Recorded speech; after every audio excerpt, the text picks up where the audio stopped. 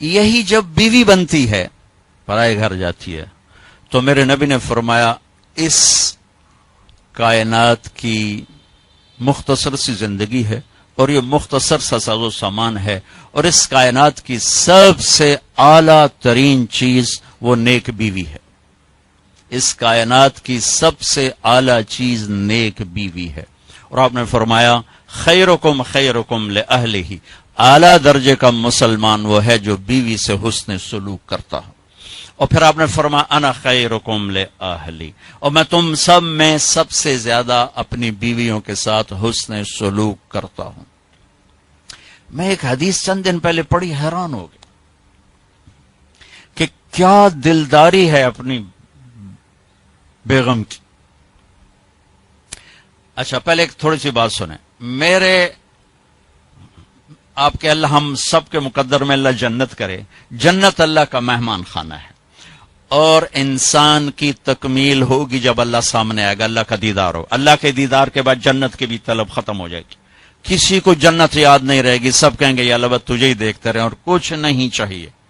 اور اس کائنات میں ایک ہستی ہیں جنہوں نے سر کی آنکھوں سے اس دنیا میں رہتے ہوئے اپنے اللہ کو آنکھوں سے دیکھا ہے، وہ میرے نبی ہیں، وہ میرے نبی ہیں۔ جنت کی اعلیٰ درجے کی نعمت وہ دنیا میں حاصل کر چکے ہیں۔ طائف کے واقعہ کے بعد جب آپ تشریف لائے اور آپ زخمی اور دل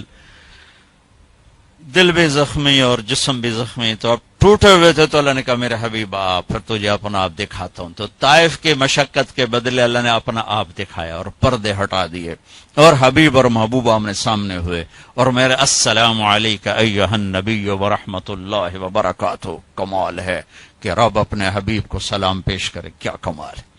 تو اس کے بعد میں کہاں سے الفاظ لاؤں سمجھانے کے لیے کہ میرے نبی کے اندر اللہ کی کیا طلب اور کیا تڑپ ہوگی۔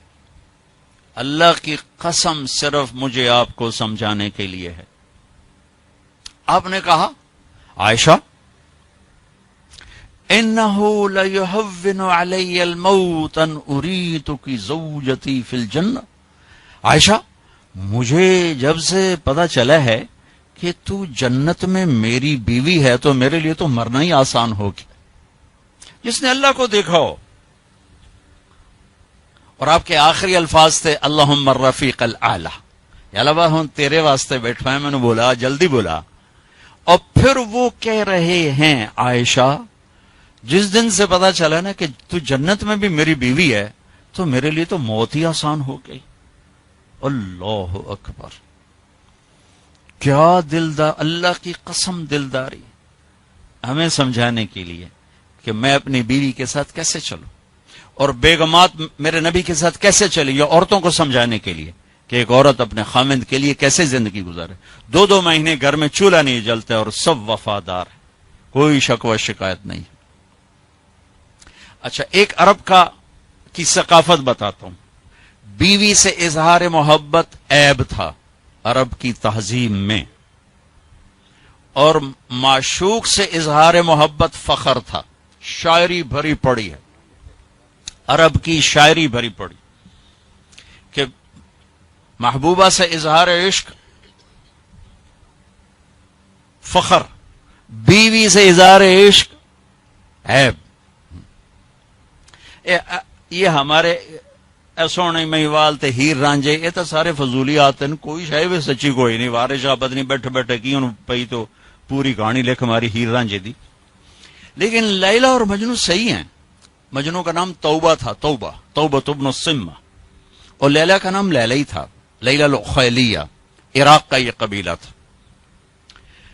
تو ایک عیب کی بات ہے، لیکن وہ اس کے اشعار آج بھی عربی ادب میں گونج رہے ہیں۔ وَهَلْ تَبْكِينَ لَيْلَا إِذَا مِتُّ قَبْلَهَا وَقَامَ عَلَى قَبْرِ النِّسَاءُ النَّوَائِحُ۔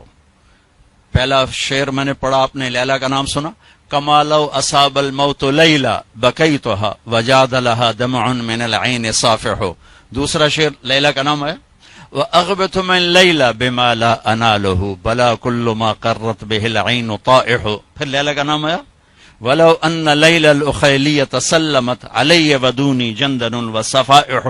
چوتھے شعر میں لیلا کا نام ہے، ترجمہ کو چھوڑیں، میں صرف آپ کو ثقافت بتا رہا ہوں کہ یہ عرب کی ترکت ہوا لیلا وسودا بمعزل وعدت الی مصحوب اول منزلی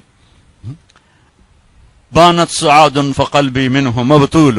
یہ سارے میں نے آپ کو عرب کی ثقافت کے اشعار سنائے ہیں کہ وہ محبوب سے اظہار عشق میں شاعری کرتے تھے، لیکن بیوی کے محبت میں گونگے ہو جاتے تھے، بول ہی نہیں سکتے تھے.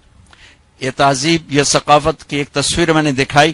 اس تہذیب میں میرے نبی کی مجلس اور دربار میں ایک شخص آ کر آپ سے پوچھتا ہے ایو الناس احب الیک، یا رسول اللہ آپ کو سب سے زیادہ کس سے پیار ہے؟ یہ کان میں نہیں کہا، پوری بھری مجلس میں کہا یا رسول اللہ آپ کو سب سے زیادہ کس سے پیار ہے؟ تو آپ نے اس کو قائد اپنا کان میرے نیڑے کر، آپ نے بھری مجلس میں فرمایا عائشہ سے، عائشہ سے. وہ تو بندہ ہل گیا، وہ کہنے لگا یہ کیا؟ اس نے جلدی سے سوال، یا رسول اللہ یا آنی من الرجال، یعنی میرا مطلب ہے کہ آپ کو مردوں میں کس سے زیادہ پیار؟